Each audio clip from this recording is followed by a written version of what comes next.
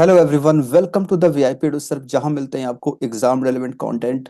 मैं विपुल। और आज आरआरबी पीओ और क्लर्क दोनों का रिजल्ट आया है। और आरआरबी ऑफिसर स्केल 1 के मेरे साथ यहाँ पे हैं टॉपर, जिनसे हम लोग जानेंगे आज किस तरीके उन्होंने प्रैक्टिस की, कैसे प्रिपरेशन की, उनकी पूरी जर्नी कैसी थी, उनकी स्ट्रैटेजी क्या थी, prelims mains each and every section को यहाँ पे हम लोग जानेंगे।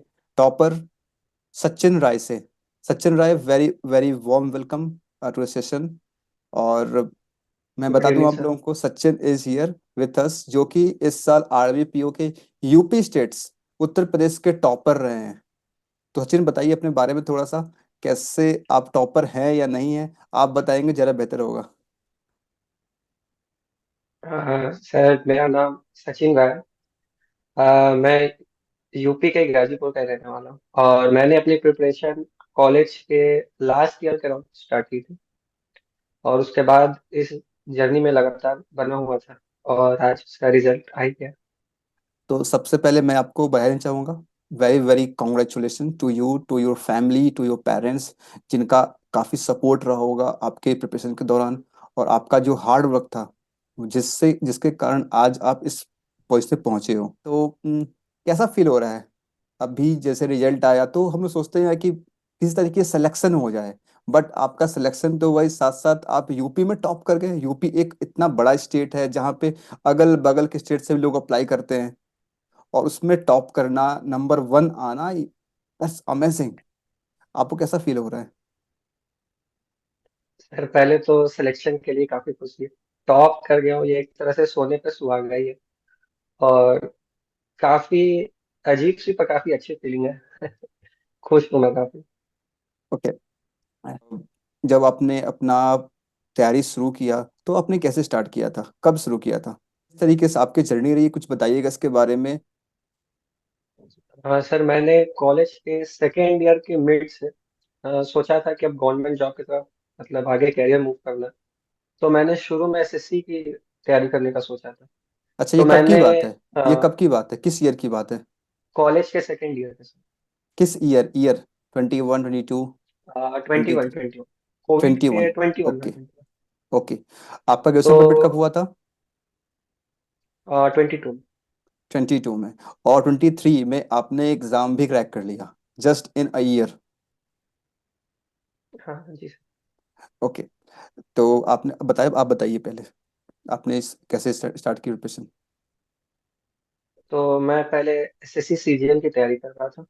तो मैंने 6 महीने के अराउंड तैयारी किया था और मैंने मैथ्स के अच्छे खासे क्वेश्चन और जीके पे थोड़ा फोकस किया था उस समय। लेकिन क्योंकि उस समय काफी लेट प्रोसेस चलता था एसएससी का रिक्रूटमेंट में, तो फिर मैंने स्विच कर दिया और फिर मैं बैंक की तैयारी करना लास्ट ईयर का। तो ओके। मेरी तो क्वांट ये आपका प्रिपरेशन तो तो काम आ ये गई थी। आपका पहला सिलेक्शन है बैंक एग्जाम का? हाँ, बैंक एग्जाम का। पहला सिलेक्शन है। ओके। तो पहले बताइए अपने अपने एजुकेशन बैकग्राउंड के बारे में, अपने फैमिली के बैकग्राउंड के बारे में कुछ बताइए। आ, सर मेरे फादर जो है वो रेलवे में एज ट्रेन मैनेजर काम करते हैं और अच्छा। मेरी मदर जो है वो होम मेकर है। और मैं बीएससी फिजिक्स ऑनर्स से ग्रेजुएशन किया। ओके, फिजिक्स ऑनर्स, वाह, ग्रेट सब्जेक्ट। तो फिर जब फिजिक्स ऑनर्स कर रहे थे तो फिर आप बैंकिंग में क्यों आए? जो कि क्वेश्चन आई थिंक मैंने आपसे पूछा भी था इंटरव्यू के टाइम में, है ना? तो कुछ हाँ बताइए जी इसके बारे सर। में। सर मैं तैयारी मतलब ट्वेल्थ में मेरी फिजिक्स अच्छी थी तो मैंने ग्रेजुएशन कर लिया बेसिक फिजिक्स ऑनर्स में। लेकिन फिर मुझे आगे इसमें कंटिन्यू करने का इंटरेस्ट नहीं था। तो मैंने फिर गवर्नमेंट जॉब के मतलब देखा क्या क्या ऑल्टरनेटिव्स हैं और फिर बैंकिंग में इंटरेस्ट आया तो इधर ही परस्यू कर लिया। तो बेसिकली जब आप अभी जो एग्ज़ाम क्लियर किए हैं, तो पिछले करीब 6 महीने से या फिर साल भर से मैं ये कह सकता हूँ कि आप सिर्फ और सिर्फ बैंक एग्जाम की तैयारी कर रहे थे, जी सर। फोकस होकर के। ओके। तो आपकी क्या स्ट्रैटेजी थी? जैसे कि कई बच्चों की स्ट्रैटेजी होती है कि स्टार्ट करते हैं प्रिपरेशन, पहले प्रीलिम्स की करते हैं, फिर मेंस की करते हैं, या फिर पहले मेंस की करते हैं, या फिर सिंपल स्टार्ट करते हैं, जो सिलेबस उसे पहले कंप्लीट करने की कोशिश करते हैं। आपकी क्या स्ट्रैटेजी थी? सर मैंने पॉइंट्स में तो चैप्टर वाइज ही स्टार्ट किया था सारा। क्योंकि मैंने एसएससी में भी किया था तो मुझे वहां से हेल्प थी थोड़ी, मैं मैं ये अपने को जो स्कूल की। मैं ये पूछ रहा हूँ कि क्या ऐसा आपने टारगेट किया था कि पहले प्रीलिम्स को क्लियर करना है, फिर उसके बाद जब प्रीलिम्स का मुझे ऐसा फील आएगा कि प्रीलिम्स की तैयारी मेरी हो गई है, तो फिर मेंस के जो एडवांस टॉपिक होते हैं, लेंदी पजल्स आते हैं, क्वांट या फिर जीए को पढ़ना होता है, वो आप बाद में शुरू किए थे कि सब साथ में चल रहा था स्टार्टिंग से आपका प्रिपरेशन? नहीं, शुरू में मैं प्रीलिम्स लेवल ही करता था और कुछ मेंस के लेवल जो आप लोग जैसे जो भी लेक्चर्स में करवाते थे चैप्टर वाइज में, वो मैं करता था। लेकिन जब मेरी सारी चैप्टर्स लगभग कंप्लीट हो गए थे तो मैंने एक मेंस का मॉक दिया था। तब मुझे वहां पे रियलिटी चेक मिल गया। तो फिर मैंने स्पेशल जो मेंस फोकस जो लेक्चर्स होते थे उनको मैं देखना चालू किया। उसके बाद फिर मैंने मेंस का किया और प्रीलिम्स का मैं मॉक देता था। मतलब कहने का मतलब आपका ये है कि पहले आपने अपने हिसाब से जो आपके लिए बेसिक चीजें थी उसे आपने पहले कवर किया, फिर आपने टेस्ट किया हाँ अपने लेवल को कि आप कहाँ स्टैंड कर रहे हैं, फिर आपको लगा कि नहीं ये कुछ चीजें ऐसी हैं जो कि मुझे पता ही नहीं है, फिर आपने उसको फिर कवर किया, फिर आप आगे बढ़े। यस। हाँ हाँ। ओके, तो यही चीज मैं हमेशा बोलता हूँ सभी से कि जब भी आप प्रिपरेशन कर रहे हो तो बिल्कुल बेस की शुरुआत करें, पहले कॉन्सेप्ट को चेक करें, कॉन्सेप्ट क्लियर करें, उसके बाद फिर आप मॉक पे जाए या फिर बाकी चीजों पे करें। कई लोग करते हैं क्या ना, वो पहले शुरू करते हैं बेस से, टॉपिक जो आपके एग्जाम में आ रहे हैं वो पढ़ लेंगे, ऊपर ऊपर से पढ़ लेंगे, जिससे आपके होते क्या ना, प्रीलिम से कुछ क्वेश्चन बन जाएंगे लेकिन मेंस में जाकर के वहाँ पे काफी दिक्कत हो जाती है। तो आई थिंक आप लोगों की समझ में आ रहा होगा सचिन की स्ट्रैटेजी क्या थी, बिल्कुल बेसिक से स्टार्ट किया, अपने आप को टेस्ट किया लेवल को, फिर उसके बाद ये समझ में आया कि कुछ टॉपिक ऐसे हैं जहाँ पे इन्हें लैग कर रहे हैं, फिर उन टॉपिक्स को कवर करके फिर ये आगे मूव किए। That's the good, very good. और मुझे बताइए टाइम को मैनेज कैसे करे थे, क्योंकि आरबी में 5 सेक्शन होता है ना, तो इन सब की जब प्रिपरेशन आप कर रहे थे तो कैसे पांचों सब्जेक्ट को मैनेज करते थे, टाइम का डिस्ट्रीब्यूशन कैसा होता था? सर, मैंने मॉक्स जब दे रहा था तो मैंने बहुत सारे कॉम्बिनेशन ट्राई किए थे शुरू में। तो और मैंने इसलिए बहुत सारे यूट्यूब पे वीडियोस भी देखा था कि कैसे मैं उसे सेट कर सकूं। नहीं तो नहीं, मुझे ऐसा सचिन फील हुआ। सचिन मैं मॉक की बात नहीं कर रहा, मैं प्रिपरेशन की बात कर रहा। जब प्रिपरेशन कर रहे होते हैं ना कि आपको 5 टॉपिक के क्वांट के पढ़ने हैं, 5 रीजनिंग के पढ़ने हैं, जीए 3 मंथ के कवर करने हैं, कंप्यूटर भी अवेयरनेस भी गैदर करना नॉलेज उसके, तो वो आप कैसे डेली मैनेज किए थे, सुबह उठ के ये पढ़ना, शाम में ये पढ़ना, वो मैं पूछ रहा हूँ। जब मेरा प्रीलिम्स का प्रिपरेशन हो चुका था और मैं अब मेंस पे फोकस कर रहा था, और उससे तो मैं सिर्फ प्रीलिम्स के मॉक देता था एक दो स्पीड को अपने कांस्टेंट रखने के लिए। और फिर मैंने टारगेट रखा था, जैसे मैं 2 लेक्चर हर दिन पॉइंट के देखता था। और रीजनिंग में मैं एक लेक्चर मेंस का मैंने ध्रुव सर से पढ़ा था।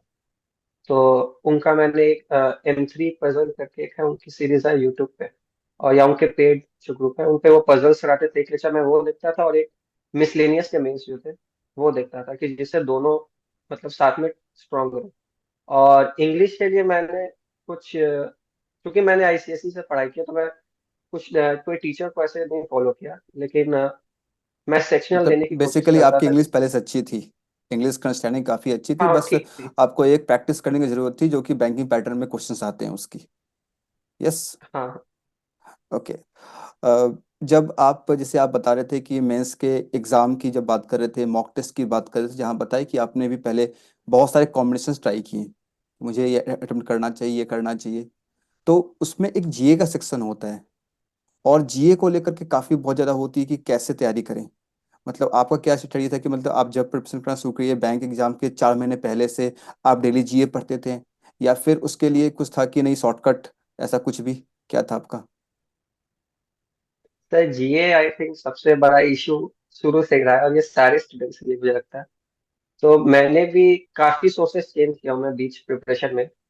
और मैंने फेस लाउट के जो मंथली आते थे 300 पेजेस के, वो भी फॉलो किए हैं। और कपिल काटपाल सर है, उनके डेली भी मैं देखता था। तो मैं कोई कांस्टेंट सोर्स नहीं रखा हूँ, मेरे इधर उधर चेंज होते रहे, और मैं अभी भी चेंज करता हूँ। Okay okay.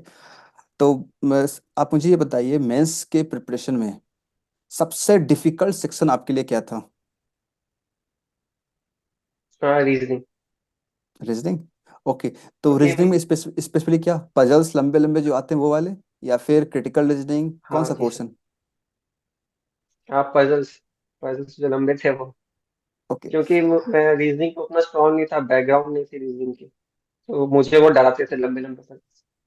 ओके। तो पहले अब बात कर लेते हैं हम लोग जितने भी आपके सेक्शंस हैं, आपके सोर्स क्या रहे हैं, क्योंकि टॉपर हैं आप तो आपके सोर्स जो हैं वो काफ़ी हेल्प करेंगे हमारे जो भी एस्पिरेंट्स देख रहे हैं। और हमारी कोशिश ये होगी कि आप इस तरीके से बताइए जो भी आपके एक्सपीरियंस रहे हैं वो आप अच्छे से शेयर कीजिए, ताकि जो बाकी जो लोग देख रहे हैं हमें, वो उनसे सीख सके, समझ सके, और वो गलतियां वो ना करे जो कि आप किए होंगे। सभी करते हैं गलतियां, तो वो चीज़ अगर आप बता देंगे तो हो सकता है कि उनका टाइम थोड़ा सा कम लगे प्रिपरेशन में। तो स्टार्ट करते हैं हम लोग रीजनिंग से। रीजनिंग में जैसा मैं देख पा रहा हूँ आपके स्कोर जो है 34.375 आउट ऑफ 50। आप बोल रहे हैं reasoning was my week section. ये जस्टिफाई नहीं हो रहा आपके स्कोर से, लेकिन इसका मतलब ये है कि वो वीक था, आपने बहुत प्रैक्टिस की होगी, बहुत तैयारी की होगी रीजनिंग की। तो वो आपने कैसे किया मुझे बताइए। सर जैसे मुझे रीजनिंग में डर लगता था, तो मैं उस पर ज्यादा फोकस करता था शुरू से। और मैंने वर्चुअस जो ध्रुव सर है, वर्चुअस चैनल है उनका, ध्रुव उनको सर। फॉलो किया था रिलीजियसली पूरा। हाँ।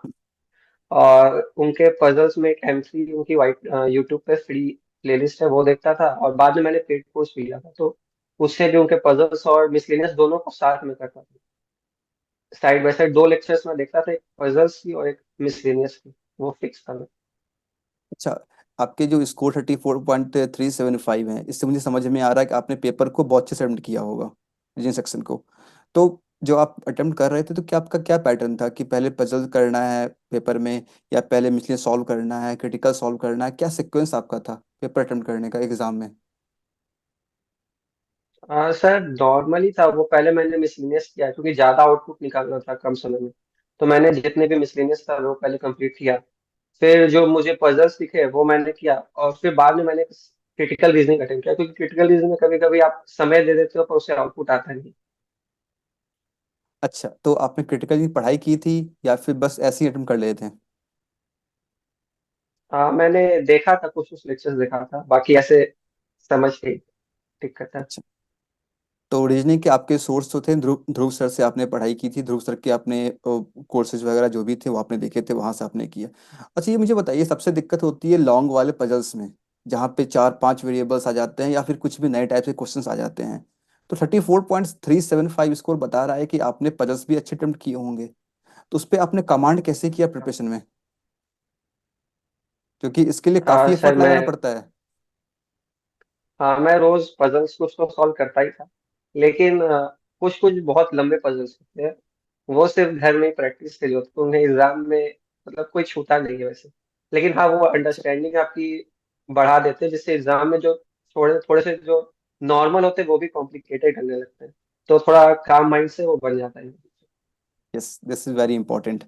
Now coming to GA section, GA general awareness, banking awareness, financial awareness, इतने बड़े बड़े नाम होते हैं। आजकल जो क्वेश्चंस आ रहे होते हैं एग्जाम में, गवर्नमेंट स्कीम, बजट के क्वेश्चंस, फिगर वाले क्वेश्चंस, स्टेटमेंट वाले question, ABC, all ABC are correct, ऐसे क्वेश्चंस भी आपके एग्जाम में आए होंगे। तो इसको आपने कैसे टैकल किया था? हाँ सर, मैंने कुछ मंथ से तो क्लाउड अफेयर्स से मंथली पढ़ा था, और कुछ मतलब मैं कपिल काटपाल सर को भी फॉलो करते हुआ आ रहा था। लेकिन जो अभी जो जीए का आ रहा है, वो गवर्नमेंट स्कीम्स का बहुत ज्यादा उसमें क्वेश्चन आ रहा है। तो मैंने उसमें नोट्स भी बनाए हुए हैं, मैंने अपने गवर्नमेंट स्कीम से। एक परचम क्लासेस करके एक यूट्यूब चैनल, उसने उन्होंने लास्ट 6 मंथ्स का जितने भी गवर्नमेंट स्कीम्स थे उनके बजट आउटले और जो एम्स या ऑब्जेक्टिव्स हैं, वो वीडियो निकाला था मैंने। तो उन्होंने उनसे मैं कवर करके बना चुका था मैं अपना नोट्स। तो लास्ट समय मुझे ज्यादा इधर उधर मतलब कंपाइल करने की जरूरत नहीं पड़ी, मैं उसे मतलब देख के आपका गया। आपका कहना ये है कि आप नोट्स प्रिपेयर करते थे? बहुत लोग सिर्फ गवर्नमेंट स्कीम से।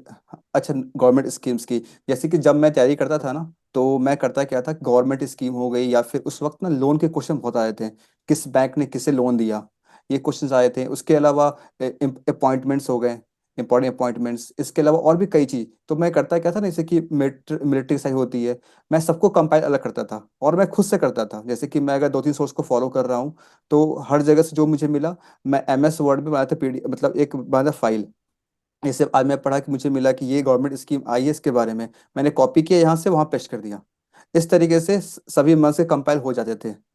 और फिर वो क्या होता है ना, लास्ट में एग्जाम के 2 दिन पहले, 5 दिन पहले रिवाइज करने में बहुत बहुत हेल्प करती थी। तो आपका भी कहना जी सर। शायद यही है कि आप गवर्नमेंट स्कीम के प्रिपेयर कर रहे थे। बाकी का प्रोसीजर बनाए थे क्या?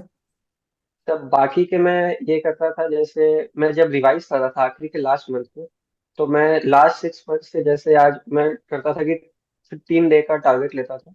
और जैसे नेशनल न्यूज है, तो मैं जितने भी लास्ट 6 मंथ से पीडीएफ सोर्स उठाता, जैसे क्लाउड अफेयर्स, और उससे लास्ट पीडीएफ में एक प्रिंट आउट निकाल लेता था और उस टॉपिक को मैं खत्म करता था। मैं भी ऐसी टॉपिक वाइज ही पढ़ा, पहले नेशनल न्यूज, फिर एक्सरसाइज, मतलब ऐसे ऐसे। इट मीन्स आपके, मैं देख पा रहा हूँ कि 19.25 स्कोर है जीए में। आई थिंक काफ़ी अच्छा स्कोर है। जिस तरह क्वेश्चन अभी आ रहे हैं उसमें ये स्कोर कर पाना मेरे साथ बहुत अच्छी, बहुत ही बड़ी बात है। तो आपने अपने जीए प्रिपरेशन को भी काफ़ी अच्छे से किया था। और जीए में जो कि जनरली लोग पूछते हैं कि सर कितने मंथ का कवर करें, 6 मंथ कवर करें, 4 मंथ कवर करें, तो कितना करना चाहिए आपके हिसाब से? तो मैंने मार्च से अगस्त तक किया था। आई थिंक 6 मंथ्स हो ही गए होंगे। लेकिन रिवाइज मैं मार्च में नहीं कर पाया था, लेकिन मैंने पढ़ा था उसे भी दो। That's good. ओके, तो अब आते हैं नेक्स्ट सेक्शन क्वांट के ऊपर।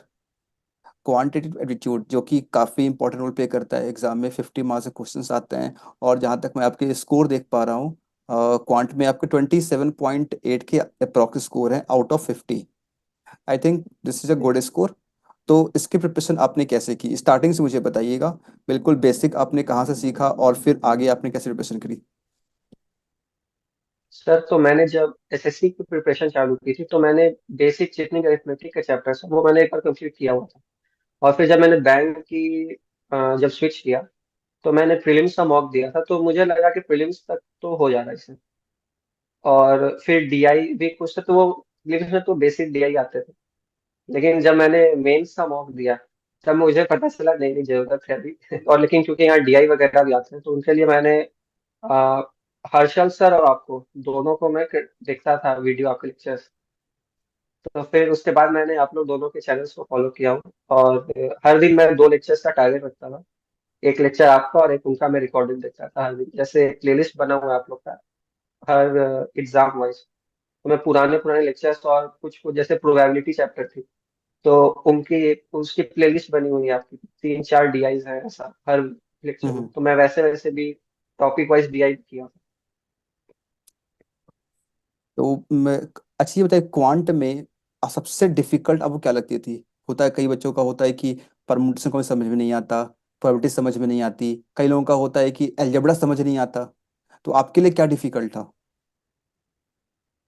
हाँ सर, वो एचसीएफ एलसीएम वाले जो नंबर सिस्टम के अभी हाल फिलहाल में जो क्वेश्चन करना स्टार्ट हुए थे, उसमें थोड़ा दिक्कत होता है, पर मैं अभी भी उस पर वर्क कर रहा हूँ। ये है कंप्लीट नंबर सिस्टम और कंप्लीट क्वांट की दो कोर्स, पॉकेट कोर्स है जिसे आप देख सकते हैं। इसमें आपको पूरे कॉन्सेप्ट के साथ साथ प्रैक्टिस सेशंस आपको मिल जाएंगे, जहां से आप अलजेब्रा और नंबर सिस्टम पे कमांड कर सकते हैं, एक्सपर्ट बन सकते हैं और आपके मेंस एग्जाम में ये आपके बहुत काम आएंगे। लिंक आपको दिया होगा नीचे डिस्क्रिप्शन बॉक्स में, जहां से आप जाकर डायरेक्ट इसे परचेज कर सकते हैं। क्वांट का प्रिपरेशन आपने ऐसे किया? अच्छा, जो मैं ये बोलता हूँ हमेशा अपने अपने सेशन में, VIP sir, exam relevant content, तो क्या जो कंटेंट मैंने आपको दिया है फिर जो मैं डिलीवर करता हूँ, क्या सच में वो रहते हैं एग्जाम रिलेवेंट? जी सर, बिल्कुल। सर, उसके उसी का रिजल्ट है सर ये। नाइस। तो अब आते हैं नेक्स्ट सेक्शन पे, इंग्लिश। इंग्लिश में जैसा आप बता रहे हैं कि आपकी पहले से ही उसकी बेसिक काफ़ी स्ट्रांग थी। तो इंग्लिश में यही दो पार्ट होता है, एक होता है ग्रामर का पोर्शन, दूसरा रीडिंग का पोर्शन होता है। कितना ग्रामर पढ़ना चाहिए आपके हिसाब से, क्या होना चाहिए? हाँ सर, शुरू से मेरी इंग्लिश ठीक ही रही है, तो मैंने एज सच ग्रामर के लिए कुछ किया नहीं हो। लेकिन कॉम्प्रिहेंशन तो हो जाती थी, वो बेसिक अंडरस्टैंडिंग से आप आंसर मार्क कर सकते हो। और ग्रामर पोर्शन के लिए मैंने 120 रूल्स है निमिषा मैम का, उसको देखा हुआ हूँ, लेकिन बाय हार्ट मुझे अभी भी नहीं है। मैं ऐसे रीड करके, और मुझे लगता था कि हाँ ये गलत लग रहा है, तो वैसे ही मैं टिक करता था। मतलब लेकिन कहने का मुझे अभी मतलब तक ये भी आपके अकॉर्डिंग ये कि एग्जैक्ट रीजन नहीं पता। बैंकिंग एग्जाम की इंग्लिश जो है all about reading and understanding. जितना आप अंडरस्टैंड करेंगे, जितना आप थोड़ी समझ पाएंगे, उतना आप बेहतर कर पाएंगे इंग्लिश में। हाँ जी सर। और नेक्स्ट सेक्शन है इंग्लिश में भी आपके मार्क्स काफ़ी अच्छे रहे, जैसा कि मैं देख पा रहा हूँ 27.25 के आसपास स्कोर रहे। मैं स्कोर का डिस्प्ले करूंगा, आप सभी देख पाएंगे सचिन ने कितने अच्छे तरीके से सभी सभी को मैनेज करके इतना बेहतर स्कोर किया है। Now coming to computer and computer awareness, जहाँ पे आपके स्कोर आई थिंक 15.25 है आउट ऑफ 20 एग्जैक्टली। तो बताइए आपने कैसे कवर किया सारी चीज़ें, आपको पहले से आई थी, आपने कुछ पढ़ाई की, कैसे किया? मैंने मार्च के अराउंड ही शुरू किया था कंप्यूटर पर, क्योंकि आरआरबी को मैंने फोकस करके रखा था उस समय। तो उस समय सचिन अरोड़ा सर है, उनकी वाईटी चैनल भी है और ओके। उनका पेड कोर्स भी है। तो मैंने उनसे अपनी सिलेबस कंप्लीट की हुई है खुद। और फिर वैसे ही क्वेश्चंस आते हैं कंप्यूटर के एग्जाम में। बेसिक अंडरस्टैंडिंग पे डिपेंड। हाँ, बेसिक अंडरस्टैंडिंग था, आप वहां पर भी कुछ मतलब लॉजिकली टिक कर सकते हो ऐसा। Okay, nice thing. अब आते हैं हम लोग नेक्स्ट, जो कि मोस्ट इम्पॉर्टेंट हो जाता है, काफ़ी कन्फ्यूजन भी होती है मॉक को लेकर के। प्रीलिम्स के कितने मॉक देने चाहिए, मेंस के मॉक कितने जरूरी हैं फॉर स्पेशली आरआरबी पीओ, इसके बारे में बताइए। हाँ, एज सच मैंने कोई टारगेट नहीं रखा था, लेकिन मैं प्रीलिम्स का कोशिश करता था कि हर दिन मैं एक तो दे ही दूं। और कुछ कुछ कभी ऐसा होता था कि मुझे लग रहा है इसका स्पीड नहीं बन रहा या मैं कहीं फंस रहा हूँ, तो मैं सेक्शनल देता था उसे वापस ट्रैक पर लाने के लिए। और मेंस के लिए मैं ये कहूंगा कि आपको शुरू से ही मॉक मतलब देते चलो हर वीक लगभग लगभग, क्योंकि और आरआरबी में आपको टाइम मैनेजमेंट भी बहुत बड़ा रोल प्ले करता है, क्योंकि आप कहाँ से कितना आउटपुट निकाल पा रहे हो सही समय पे, वो इम्पोर्टेंट है। इसलिए मॉक तो देना उसके लिए जरूरी है मॉक ताकि बहुत वहाँ जरूरी समझ पाए हम लोग, और जो भी हमारे है। एक्सपेरिमेंटेशन वगैरह जो भी है वो हम मॉक में कर पाए। रियल एग्जाम में हाँ डायरेक्ट हाँ जाके सीधा हमें वहाँ पे पूरा आउटपुट निकालना हो, सर बता रहे हैं, तो वो चीज़ हमें पहले से पता होना चाहिए। उसको हम पहले से प्रैक्टिस करके एक्सपेरिमेंट करके देख चुके होंगे पहले, वो कहाँ करेंगे, वो मॉक में करेंगे। इसलिए आरबी के लिए मॉक आई थिंक इम्पोर्टेंट हो जाती है, बट नॉट मच, इतना कि आपको एक रफ आइडिया मिल पाए, जितना आप जिससे आप एग्जाम में इम्प्लीमेंट कर पाओ, है ना। हाँ। और उसके बाद आती है, सभी सब्जेक्ट के बाद मोस्ट इम्पॉर्टेंट, इंटरव्यू। इंटरव्यू की तैयारी आपने कैसे की? हाँ, इंटरव्यू की तैयारी मैंने बहुत लेट की थी सर। हाँ। तो मैंने यूट्यूब से काफी, जो गोल्डन कैरियर का एक चैनल है, तो उनसे मैंने बहुत कुछ प्रिपेयर किया था स्टैटिक बैंक में, क्योंकि मैंने पहले नहीं प्रिपेयर किया था। और मैं साइंस बैकग्राउंड का हूँ, तो मुझे इसकी कोई आइडिया भी नहीं था कि क्या पूछे। और मैंने फ्री मॉक्स आपने लॉन्च किया था टेलीग्राम का, तो मैं आपसे कांटेक्ट करके दिया था। और ऐसे एक्स्ट्रा मैंने कुछ किया नहीं, तो जो नॉर्मल किया मॉक था। इंटरव्यू आपने दिया था वो कितना हेल्पफुल रहा आपके लिए? हाँ सर, काफी हेल्पफुल था। मैं तो जस्ट एक दिन पहले ही आपको दिया था। और जैसा यहाँ पर आपने इन्वायरमेंट क्रिएट किया था इंटरव्यू के दौरान, वहाँ भी वैसा ही था, वो भी वैसे फ्रेंडली थे। और क्वेश्चंस वैसे ही मतलब हल्का टेंस, लेकिन आपके जैसा ही था जो भी। कितना स्कोर आपका इंटरव्यू में आया? 78। 78, हाँ। Eight I think 77 78 score is very good score.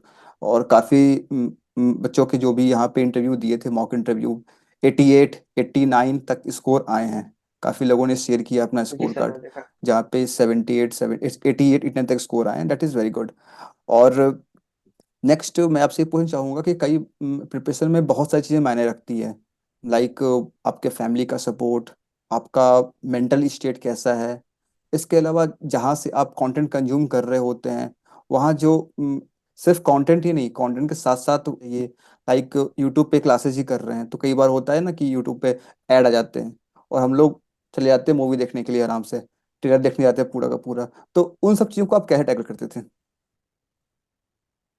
First of all sir, family को तो क्रेडिट जाता ही है कि उन्होंने आज तक, मैं कोई भी जो बोला हूँ कि मुझे ये पेड कोर्स है, उन्होंने आज तक कभी मना नहीं किया।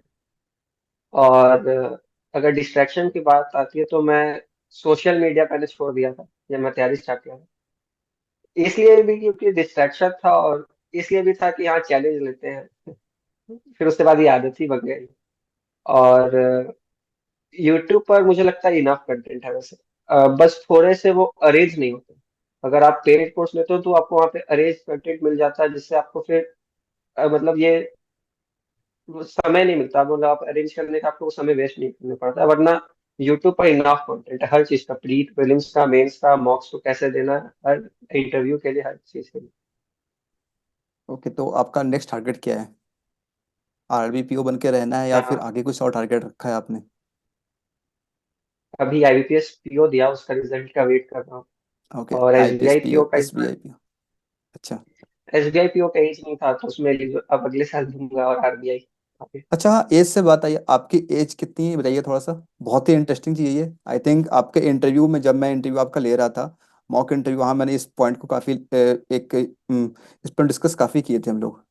आपकी एज अभी कितनी है? अभी 21 का हो गया। 21। सुन लो मेरे भाइयों, देखने वाले सभी लोग, he is a guy who is in front of you. He is 21 year old, और ये बैंक एग्जाम क्लियर कर चुका है। इससे पहले भी इसने एग्जाम और निकाले हुए हैं, हालांकि उसके बारे में डिस्कस नहीं कर रहे हम लोग। अभी आपके सामने आरबीपीओ ये क्लियर कर चुका है, और ऐसे नहीं, यूपी का टॉपर है, उत्तर प्रदेश का टॉपर। आपके स्कोर कितने हैं? 65.332। 30। 65.30, ये इनका स्कोर रहा है। आप समझ सकते हैं, इस 21 की उम्र में हम लोग कहीं घूम रहे होते हैं, मस्तियां कर रहे होते हैं, और इस बीच इन्होंने अपने ग्रेजुएशन से पहले प्रिपरेशन स्टार्ट की। जब ये कॉलेज में थे तभी इन्होंने तैयारी करना शुरू कर दी, और तैयारी करने के बाद जैसे ही इनका क्लियर हुआ, जैसे ही इन्हें मौका मिला, एलिजिबल हुए एग्जाम देने के लिए, और ये एग्जाम दे करके, एग्जाम क्रैक करके आपके सामने बैठे हैं। और ये बता रहे हैं कि he is not still eligible for SBI PO, क्योंकि उनका क्रेडिट थोड़ा सा अलग सा होता है एज का। तो ही इज हाँ, वेरी उसमें फर्स्ट इंस्पिरेशनल। अप्रैल को ही 21 ईयर्स होते हैं। बिल्कुल बिल्कुल। तो आप समझ सकते हैं, ये आपके लिए बहुत ही प्रेरणा का स्रोत है, जिससे आप समझ सकते हैं कि कितने अच्छा इनका प्लान रहा होगा, इनका मेंटल स्टेट कितना अच्छा रहा होगा जिस समय प्रिपरेशन स्टार्ट किए। बहुत सभी का मन होता है भाई, क्यों करे भाई, कॉलेज तो कॉलेज एंजॉय करना है, कॉलेज के बाद बहुत सारे काम करने हैं, फिर करें प्रिपरेशन आराम से। तो ये, आई थिंक इनका एग्जाम्पल आप लोग सेट करें, और अपकमिंग ईयर्स में जिनका सिलेक्शन नहीं हो पाया है, जो नेक्स्ट ईयर एग्जाम्स आ रहे हैं, एसबीआई है, बाकी जितने एग्जाम्स होंगे, फुल प्रिपरेशन करें। इस वीडियो को अच्छे से देखिएगा, समझने की कोशिश कीजिएगा, व्हाट ही वांट्स टू से, what was his strategy, how they followed his passion, how they followed all the content. I think आप भी नेक्स्ट ईयर यहाँ बैठे होंगे जिस तरीके से यहाँ सचिन यहाँ बैठे हैं हमारे सामने। तो नेक्स्ट गोल के बारे में आप कुछ बता रहे थे, एसबीआई और आईपीएस के हाँ, अलावा? Next role. हाँ, आरबीआई ग्रेड भी का मैंने सोचा, अगर इधर ओके, क्लियर हो जाता है उसके बाद फिर आरबीआई ग्रेड की प्रिपरेशन। देख रहे हो भाई, 21 ईयर का ये स्टूडेंट है, और बैंक एग्जाम क्लियर करने के बाद now he is dreaming for RBI grade B. हो सकता है वो क्लियर करने के बाद ये कुछ और प्लान करे। लाइफ इज प्रोग्रेसिव, प्रोग्रेस करते रहना है इसमें, और कैसे करना है उसका बेस्ट एग्जांपल आपके सामने है। Now second last question, how this channel help you in your all journey, जो भी आपकी जर्नी रही है प्रिपरेशन की, उस पूरे जर्नी में ये चैनल आपको कैसे हेल्प करी? सर, जब मैंने मेंस का मॉक दिया था पहले, तो मैंने ओबी का मेंस का मॉक दिया था, आई थिंक वो एसबीआई पीओ का ही था। तो मुझे रियलिटी चेक मिल चुका था, तो मुझे लगा था कि मुझसे नहीं हो पाएगा ये तो काफी बड़े बड़े डीआई आ रहे हैं। उसके बाद मैंने फिर आपके चैनल को फॉलो किया था, और जितना डीआई या जितने भी आपने मेंस के लेक्चर्स करा के रखे हैं, तो मैंने उन्हें ही रिलीजियसली फॉलो किया था। और वहां से करते करते, मतलब शुरू में थोड़ा कंफर्टेबल होने में समय लगता है, लेकिन जब आप उसको रेगुलर हो जाते हैं तो आप धीरे धीरे इसमें ही कंफर्टेबल हो जाते हो फिर। मतलब ये एग्जाम जो लेवल होता है वो यही होता है। तो मतलब जो कंटेंट मैं दे रहा हूँ एग्जैक्ट एग्जाम लेवल होता है। मैं हमेशा कोशिश में ये रहती है कि ऐसा मैं दूं जो जो कि सच में आपको बिल्कुल फायदा करे, और वो एग्जाम के लेवल का हो, कि मॉक में भी क्वेश्चन मिल जाते हैं, बट आज भी मॉक के 90% क्वेश्चन, 80% क्वेश्चन जो होते हैं वो उस लेवल के नहीं होते हैं जो एग्जैक्ट एग्जाम में आ रहे होते हैं। हाँ, वहां से आप सीख सकते हैं, जब आप सीखते हैं, बहुत कुछ सीखते हैं वहां से हैं, लेकिन एग्जैक्ट एग्जाम लेवल वो चीजें मिल पाना थोड़ी सी मुश्किल हो जाती है आज भी, जो कि आपको देखने को मिली। और डेट्स मुझे आज फील हो रहा है कि यस, आई डिड समथिंग। अगर 0.0001% भी अगर प्रिपरेशन में आपकी मैं हेल्प कर पाया हूँ, आई एम फीलिंग ब्लेस्ड। और मैं कोशिश करूंगा आगे भी आप सभी जो भी यहाँ देख रहे हैं सभी लोगों को इस तरीके से मैं कंटेंट दे पाऊँ, और आपके प्रिपरेशन में थोड़ी सी भी अगर हेल्प हो पाए, जिससे आपका सिलेक्शन अगर हो पाए, तो मैं ये कोई समस्या करूंगा।